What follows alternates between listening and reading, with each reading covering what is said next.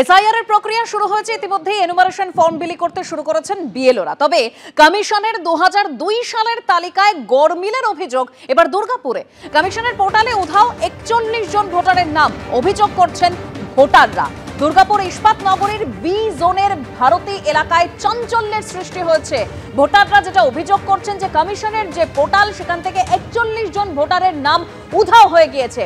মনোজ বন্দ্যোপাধ্যায় রয়েছেন, ঠিক কি অভিযোগ ভোটারদের আরো বিস্তারিত আমরা জানবো। মনোজ, দেখো, ভোটারদের যেটা অভিযোগ যে তাদের 2002 এর যে ভোটার লিস্ট, তার যে হার্ড কপি যারা সেটা জোগাড় করেছেন, তাতে তাদের নাম আছে। তারা 2002 এর ভোটার লিস্টে ভোট দিয়েছিল এবং তার আগেই তাদের নাম উঠেছে।